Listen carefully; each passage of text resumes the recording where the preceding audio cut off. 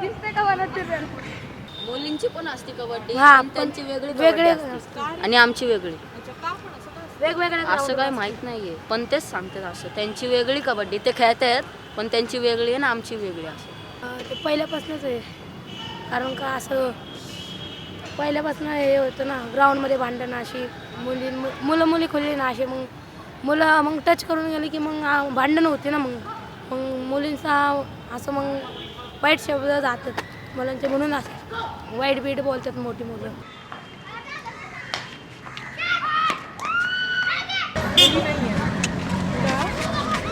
मुलींचा खेळ आहे,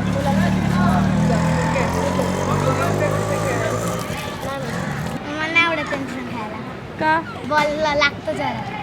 अच्छा, पण तुम्ही मारता तेव्हा नाही लागत बॉल? म्हणजे काकू आम्हाला कसं आम्हाला जास्त येत नाही ना, त्यांना येतं.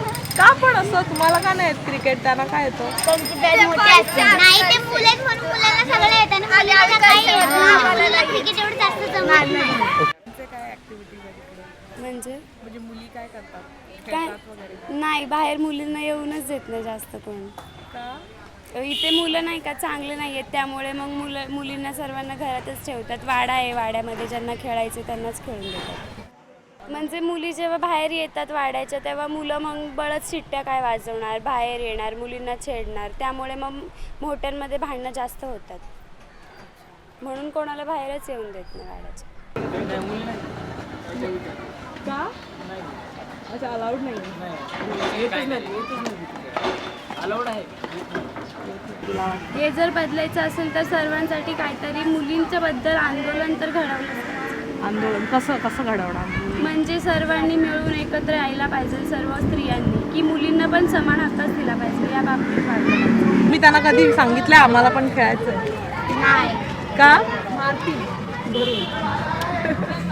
मुलांनी पण मदत केली पाहिजे, की माझी ज्याला असं सपोर्टिंग वाटत असेल की मुलींनी पण एकत्र यावं, समाजामध्ये समान हक्क मिळायला पाहिजे, त्या मुलांनी सपोर्ट केलं तर अजूनच छान.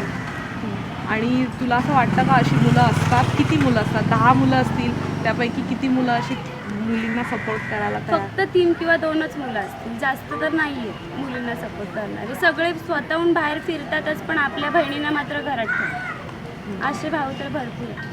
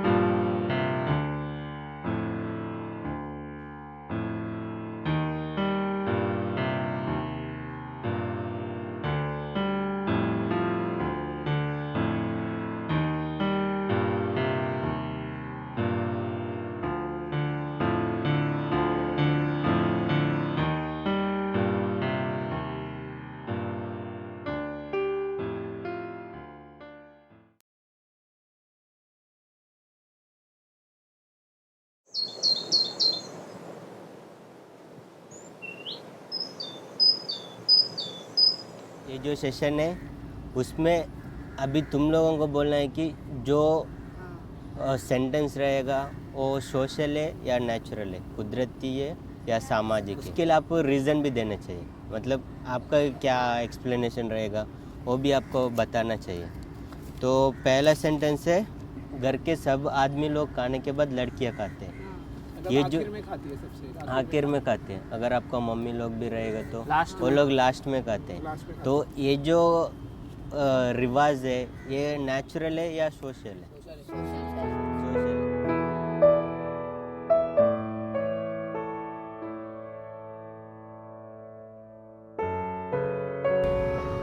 मेरा नाम वेद है और मेरे घर पे मेरी मम्मी और मेरे पापा और एक मेरा भाई और मेरी बहन एक रहते हैं।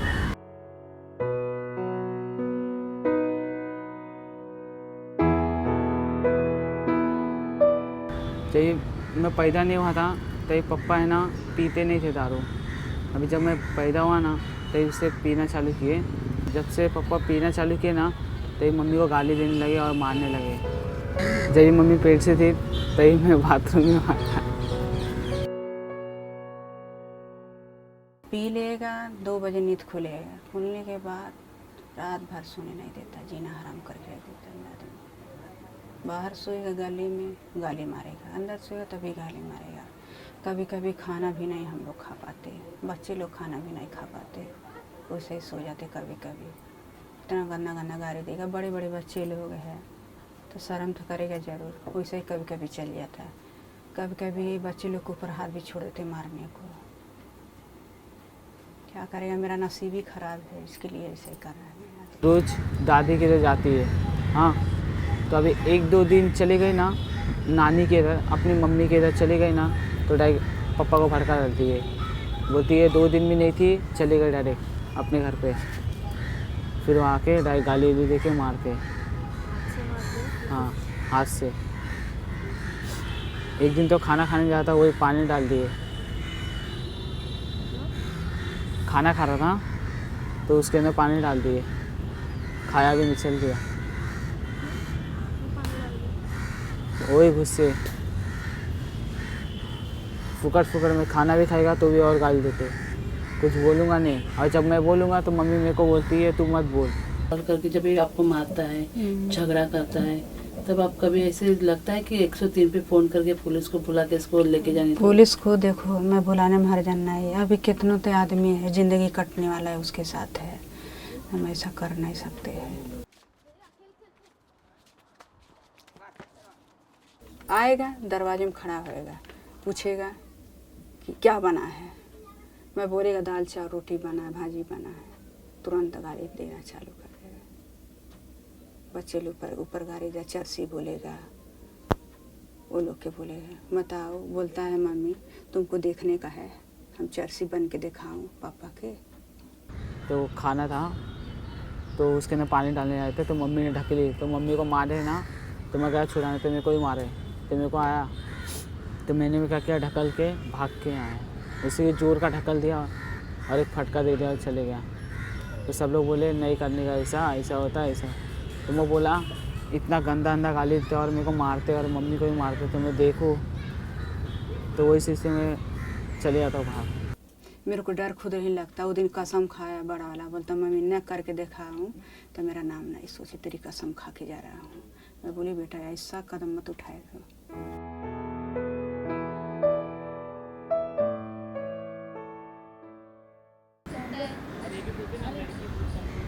मगर जब भी अगर एक लड़का ऐसा पब्लिकली ऐसे रो रहा है तो उसको क्या बोलते हैं नॉर्मल? आपके फ्रेंड्स आपको क्या बोलते हैं आप अगर उनके सामने रहते हो तो? हाँ, लेडीज और लड़की लोग के साथ रो रहा है, लड़की जैसे क्यों रो रही है ऐसा बोलते हैं ना। बोलता क्या औरत बन रहा है, औरत और तो ऐसे सब बोल रहे हैं, मतलब वो लोग किधर कंपेयर कर रहे हैं, वो जो रोने का चीज किसको के लिए वो लोग कंपेयर कर रहे हैं? अरे तेरा थोड़ी काम है, तू तो रुलाता है, रोता वो नहीं है। लोग क्या बोल रहे हैं, ये जो रोने का काम है वो औरत का है, मगर वो सही है क्या?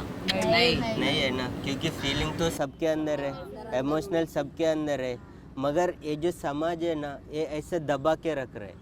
Men Against Violence and Abuse, that is MAVA, has been India's first organization of sensitive and concerned men working to stop and prevent gender-based violence against women. We have been using various methodologies and tools to reach out to young men and boys, primarily working in schools, colleges and the communities through leadership-driven training. In July 2014, we have come up with a new initiative called Umang. This is a new initiative wherein boys of 13 to 17 years from 3 disadvantaged communities of Mumbai are being brought together, and the idea is to sensitize them, intensely work with them, engage them so that they become communicators and peer leaders to others in their community, and they spread gradually the message of women's right to live a life of dignity and safety. बेटी हूँ मैं, बेटी मैं तारा बनूंगी, बेटी हूँ मैं, बेटी मैं तारा बनूंगी, माझं नाव आहे दीपिका दीपक तांबे. मी मुंबईला लालबाग एरियामध्ये राहते आणि मावाबरोबर मी आता गेली 1 वर्ष जॉईन झाली आहे. पण मी प्रॉपर YWCAमध्ये सोशल वर्क म्हणून मी शिवशक्तीनगर हा एक स्लम एरिया आहे तिथे काम करते. मेरा नाम है असफर हुसैन और मैं मैंगलोर से कर्नाटका से आया हूँ. अभी हमारा जो राइट नो उमंग प्रोजेक्ट चालू किया है जो एडोलेसेंट बॉयज़ के साथ हम काम कर रहे हैं. तो इसमें कि 3 कम्युनिटी हमने चूज़ किया है और तीसरा है कोलाबा में जो YWCA NGO है उनके साथ हमारा कोलाबोरेशन में काम चल रहा है.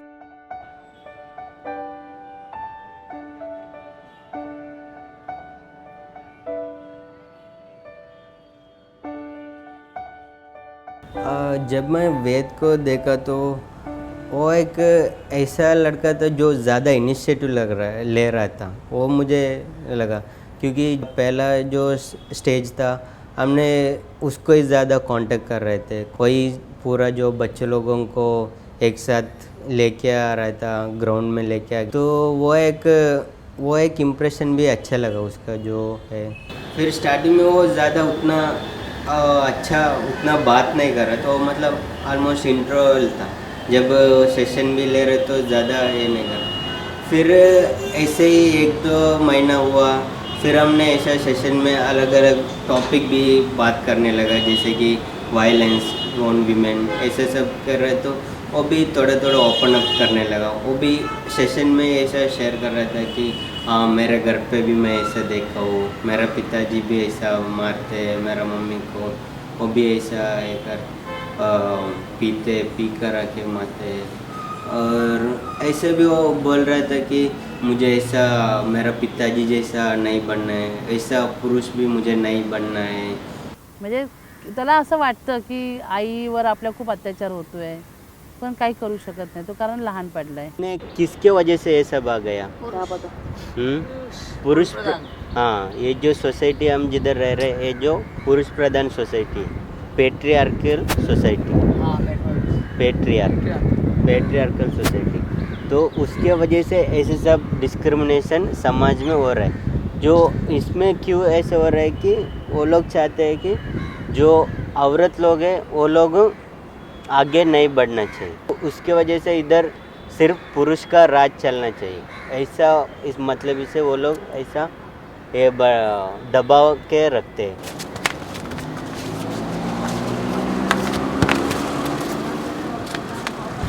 मेरे को तो एक ही चीज़ अच्छा लगता है, इस एरिया में अच्छा नहीं लगता है क्योंकि ये एरिया में पूरे चर्सी लोग हैं, पूरे चर्सी और टपोरी लोग. मैं सोचता हूँ किधर कोई बिल्डिंग मिल जाए जिधर शरीफ लोग रहते. अभी कैसे असुर है शरीफ जैसा बात करते तो इनके साथ रहने अच्छा लगता है मुझे. और गणेश भैया के साथ अभी आप कैसा बात कर रहे हो वैसा अच्छा लगता है मेरे को दूसरे लोगों के साथ रहने के लिए. तो वैसा जगह मेरे को मिलता ही नहीं. मैं वो सोचता हूँ रहने के लिए पर नहीं होता है. अगर स्कूल में भी अगर उनको भले रहेगा वो चैप्टर, पता नहीं वो टीचर्स लोग भी कितना डिटेल उनको बात कर सकते हैं क्योंकि टीचर्स लोग भी उनको दूसरा ऊपर से ही लेके जाते हैं. मगर इधर ऐसे नहीं, इधर वो रैपो भी है तो वो लोग खुल के भी बोल सकते हैं. उनका जो लैंग्वेज आता है भले वो किस गंदा भी हो वही लैंग्वेज उनको तो वही पता है. एक्चुअली उनका पूरा ठीक तरह से नाम भी नहीं पता है. अगर फॉर एग्जांपल फिनिश का भी बात करें वो लोग लाउड है ऐसे कुछ भी वर्ड यूज़ करते तो वो लोगों को लग रहा है कि वही उसका असली नाम है. उनका तो ये भी नहीं पता है कि उसका लिंग बोलते हैं वो भी नहीं रहेगा. उनको मतलब ऐसे ही वो भी एक उनका नाम है या गाली वैसे उनको तो नहीं लग रहा.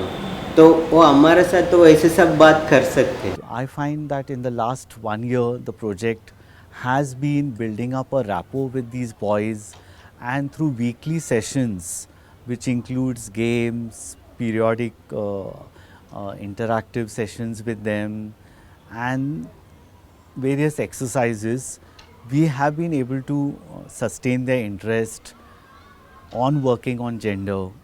And in the last 1 year we have seen some stories, powerful stories. There are boys in these 3 communities who have shown aspirations of becoming a fine human being. There are boys who have closely seen violence in their own homes, and they want to question that and also have a different kind of a healthier life where they will not resort to violence. कि मैं मनाती है भगवान अच्छा से वो लोग की ज़िंदगी अच्छा से रहो, दोनों के अच्छा से दोनों से। तो आप कभी बच्चों को समझाते जैसे आपके पापा मेरे साथ रहते हैं वैसे आप भी अपने बेबी के साथ रहोगे? कभी बात करते हो उन पर? नहीं। आगे जाके तो शादी होने वाली है उनकी। हाँ हाँ? हम्म। जो उन लोग आपको देख रहे करते समय हाँ। तो आपको लगता है कि बेटे भी जाके ऐसे ही करेंगे? अब तो भगवान जाने अब लोग आगे मुँह बढ़ के क्या करेगा। तो आपको क्या लगता है कैसे मैं करना क्या चाहिए? बोलती देखो, तुम लोग शादी करेगा कुछ भी करेगा औरत के तंग करेगा, जब मैं कुछ उल्टा सीधा बोलेगा तभी तो तुम लोग औरत के इतनी करेगा, मारेगा, सजा देगा। कल के दिन अपने बच्चे लोग कैसा तुम लोग नहीं करने का। देख रहा है ना तेरा बाप कैसा कर रहा है, ऐसा तुम लोग नहीं कभी करने का। मैं ही बात बोलती। अगर बेटे उनके बीवी को पे कभी हाथ उठाएंगे तो आपको क्या लगेगा? आप मारेगा, मैं मारेगा खुद, दोनों बेटे के मारेगा। औरतें और मर्द हो सकते ना, जब लड़के जा सकते बैट बॉल खेलने तो लड़की क्यों नहीं जा सकते? मैं हर बार देखा हूँ, कभी भी जाता हूँ फुटबॉल खेलने तो लड़की लोग भी बैट बॉल खेलते हैं, फुटबॉल भी जाता हूँ खेलने फुटबॉल भी खेलते हैं। आज सुबह गया था जॉगिंग तो फुटबॉल भी खेलते थे लड़की लोग। हो सकते हैं। लेकिन है क्या, अभी है वैसे? हाँ, लेकिन वैसे होता तो औरतों को मार नहीं खाना पड़ता। नहीं, उसमें जैसे कि अगर उसका पति अगर पीता रहेगा, एग्जांपल दे रहा हूँ, अगर उसका पति पीता रहेगा और वो लड़की फुटबॉल जाती है या बैट बॉल जाती है तो अगर उसको कोई अगर उसको मारता है तो वो तो बैट बॉल खेलती है, उसको तो ताकत कोई दिया रहेगा और उसके पास आया रहेगा पहले से, या फुटबॉल खेलते पैर से ताकत है तो मार सकती है। बाद में फिर बोल भी सकती है तू पीता है तो मैं बिना पिए तेरे को मार सकती है। तो सुबह उठ के वो बोलेगी ना मेरे को इतना गंदा गाली देता है, ऐसा होता है वैसा होता है, तो बाद में वो बता सकती है। तो सुबह उठेगा दोस्त को वो बताएगा अरे मेरे को इधर मारे उधर मारे, कल से पीऊँगा नहीं, तो सुधर जाएगा, तो एक जैसा हो जाएगा। वैसा भी हो सकता है। त्यांच्यात एक कहावत आहे की डोली जिस घर में गई उसी घर से आरती निकलनी चाहिए। एक म्हणजे एकदम त्यांच्या जुन्या अजून त्या काही महिला ते एकदम जुन्या ह्याच्या आहेत की हां अन्याय नाही आहे, हे एक परंपरा आहे, ती नवरा मारतो हा अन्याय नाही आहे, ती परंपरा आहे आणि हेच त्यांच्या घरामध्ये मुलं शिकली जात आहेत। मग त्यामुळे मग मावा एक अशी संस्था आहे की त्या मुलांना पकडून आम्ही आता पुढे चाललो आहे की घरात होणाऱ्या म्हणजे आता उदाहरण घेतलं तर मला वाटतं कदाचित त्याच्या लाईफमध्ये वेद आपल्या बायकोला तरी असा त्रास देणार नाही, म्हणजे एक मला ती आशा आहे। अभी हम सोशल बोला ना, उसको बोलते हैं जेंडर। हाँ, जो मतलब जो चीज़ है वो समाज ने तय किया है। जो बोलते हैं एक्सपेक्टेड रोल है, समाज ने ऐसा चाहता है, अगर लड़की ऐसा रहना चाहिए, लड़का ऐसा रहना चाहिए। वो जो चीज़ है ना समाज ने ऐसा हमसे चाहता है, वो कभी भी नेचुरल नहीं है। आणि आम्ही प्रत्येक वेळी मुलांना हेच सांगत असतो, जे मावातून आम्ही काम करतोय आणि मावा हेच त्यांना डोक्यात त्यांच्या रुजवत आहे की अत्याचार झाला नाही पाहिजे महिलांवर, हिंसा झाली नाही, त्यांच्याकडे बघण्याचा दृष्टिकोन आपला चांगला पाहिजे, भले ती शॉर्टमध्ये असू दे, ती फुल कपड्यात असू दे। आणि स्टार्टिंगला ते लोक म्हणायचे नहीं नहीं क्यों लड़की लोग 12 बजे तक घूमेगी, लड़की लोग क्यों शॉर्ट डालेगी, शॉर्ट डालेगी तो नज़र जाएगी ना आदमी लोगों की, वो तो देखेंगे ना गंदे नज़र से। पण आता नाही, आता ते लोक म्हणतात की वो डाल सकते ना शॉर्ट और रात को 12 बजे तक घूम सकती है, म्हणजे त्यांच्या विचारामध्ये बदल झाला आहे। कभी कभार मुझे भी ऐसे लग रहा है, जब मेरा भी गर्लफ्रेंड थी तो तब मेरा फ्रेंड्स लोगों को भी देखा था, और एक लड़की को अगर उसका मैसेज चेक करना, उसने किससे बात कर रहे हैं, ऐसे सब वो लोग ज़्यादा कर रहे थे। तो वो ऐसे सी सब चीज़ नहीं होना चाहिए।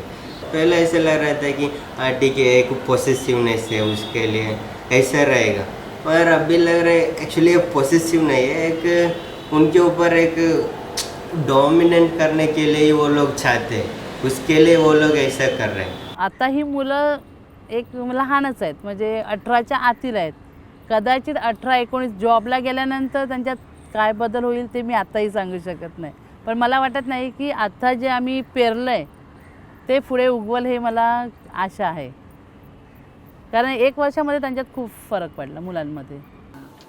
फिर घर पे कभी पानी का शॉर्ट होना तो बाहर से पानी भर के लेके आना. मैं तो नहीं करता पर ये पूरा काम करता है, इसका मैं ये बोल सकता हूँ. घर पे खाना भी परफेक्ट है मेरे घर में. घरामध्ये पण तो आईला खूप हेल्प करतो.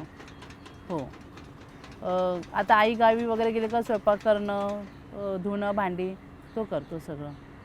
छोटा करता है, चिढ़ेगा मेरे ऊपर बाकी करेगा. अच्छा है, करता है काम भी. जब भी हमने ऐसा नहीं बोल सकते सब बच्चे लोग एक टाइम से ही चेंज हुआ, ऐसा तो नहीं. चेंज तो ग्रेजुअली है, चेंज होगा मगर वो इतना एकदम से तो नहीं होगा, वो ग्रेजुअली हो जाएगा. लेकिन हमारी भी कुछ तो रिस्पॉन्सिबिलिटी रहती है कि मैं भी कुछ तो करूँ, माँ के लिए नहीं, खुद के लिए, अपने लिए. वो ऐसे जो काम करने वाला ऑर्गेनाइजेशन बहुत कम है, तो ऐसा एंकरेज मिलना चाहिए तो और भी स्प्रेड होना चाहिए. अभी का जो उनका एज है वो टीनेज है, तो उसमें ज़्यादा हमको इम्पैक्ट देखना है. तो जब वो लोग बड़े हो के एटलीस्ट टीनेज जब हो जाएगा ना, 20, 22, 23 हो रहा है, तो तभी उनको ज़्यादा हमने ऐसा कहीं ना कहीं उनको रिफ्लेक्ट होगा ये जो बात जो हम बोल रहे हैं. भले अभी कुछ बच्चे लोग उसको मस्ती जैसे ले रहे हैं, फिर भी उनको कहीं ना वो स्टेज में जब वो लोग जाएगा ना, डेफिनेटली उनको रिफ्लेक्ट होगा.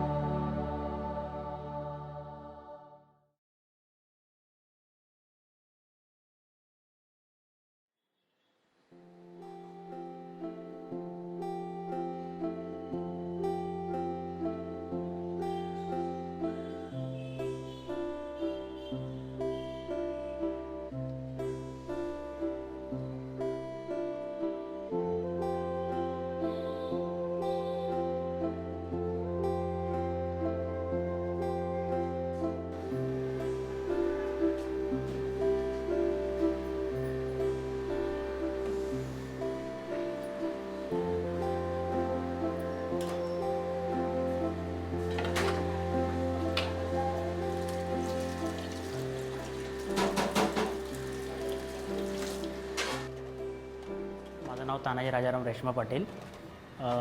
मी कोल्हापूरवरून आलो आहे. कोल्हापूरमध्ये एक छोटंसं खेड आहे डेळे म्हणून, तिथून आलेलो आहे. आणि इथे येऊन मला 5 वर्ष झाले.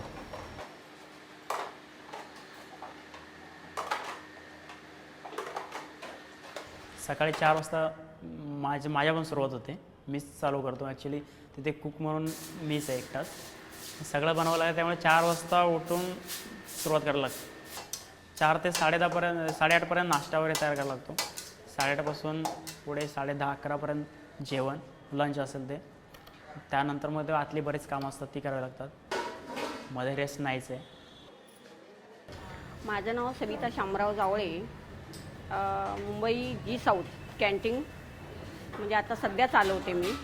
लेडीजला एंट्री नाही आहे, कारण का जेंट्स असल्यामुळं लेडीजला जास्त एंट्री मी देत नाही. जास्त जेंट्समध्ये जेंट्स, लेडीजला म्हणजे ते काय लफडी वाटतात, त्याच्यानंतर ते काहीतरी विचार वेगळे होतात. ते काय आपलेच घरचे सर्व येत नाही तिथे. पूर्ण पब्लिक येतं इथं. मग पब्लिकची नजर कशी असते किंवा लेडीजची कसं काय बोलतात काय नाही, ते आपण काय एकत्र बसून आपण काय लक्ष देऊ शकत नाही. त्याच्यामुळं आपल्या डोक्यावर ओझं नको किंवा काही लफडी नको, म्हणून आपल्याला जास्त लेडीजला एंट्री नाही आहे. Staff gents. एक पर्याय व्यवस्था म्हणून मी कॅन्टीन निवडली ती, की मुंबईमध्ये असं जेवायला कोणी देईल पण राहायला कोणी देणार नाही असं आहे. आणि इकडे सध्या माझी काही एक प्रॉपर्टी नाही, त्यामुळे तीच कॅन्टीन लाईन मी निवडली होती.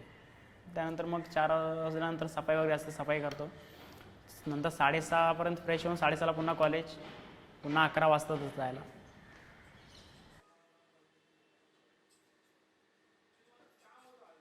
या साईडला कोणी एवढं हे करत नाही. हॉटेल लाईन म्हटल्यावर किंवा कॅन्टीन लाईन म्हटल्यावर जेवण बनवतो त्याचा एवढा फरक पडत नाही. गावी जेवण बनवायला लागलं ना तर ते तिकडे लोक बोलतात की काय रे बाई आहेस का, ते घरात जाऊन जेवण बनवतो, घरात माणसं नाहीत का.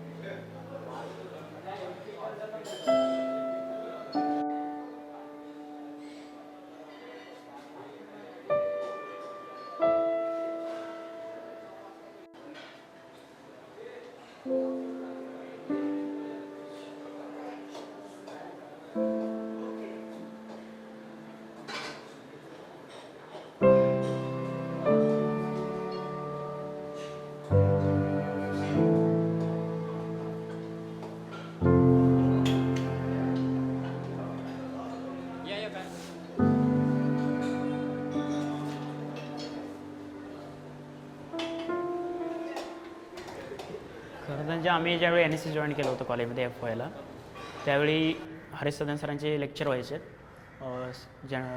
याच्यावर लैंगिक शिक्षणावर.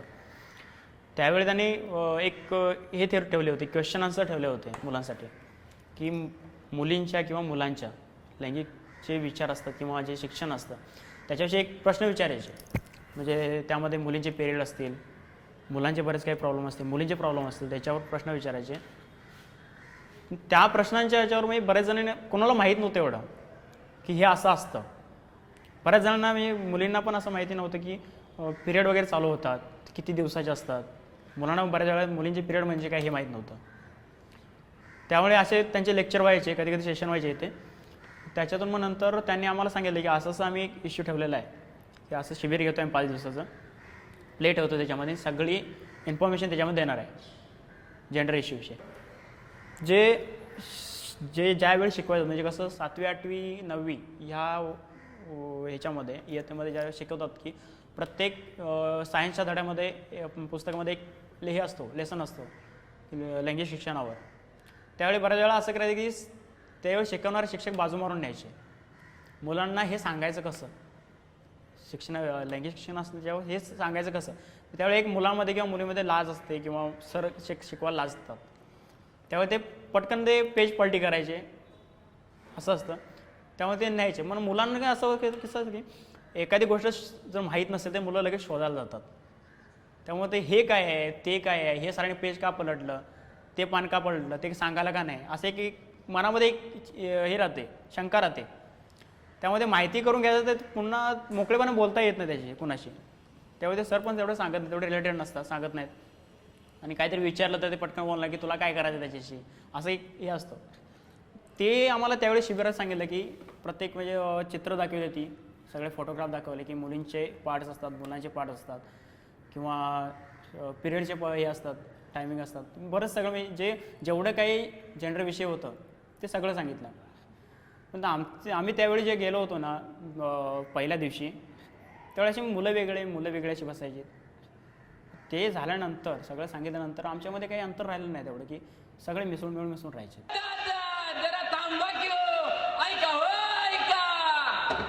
सुनो रे सुनो, ओ चाचा, ओ चाची, ओ भैया, ओ भाभी, जरा कान लगा के सुनो, जरा आँख खोल के देखो. सुनो रे सुनो, हम यहाँ आए राई नाम की जन जागृति पर मावा जनता के साथ अभियान चला रहे. मावा means Men against violence and abuse. मतलब मावा यानी कि स्त्रियों पर होने वाली हिंसा और उस पर होने वाले अत्याचार, इनके खिलाफ काम करने वाली पुरुषों की संस्था यानी कि मावा. हम यहाँ एक अत्यंत महत्व के विषय पर नाटक करने वाले हैं जिसका नाम है दो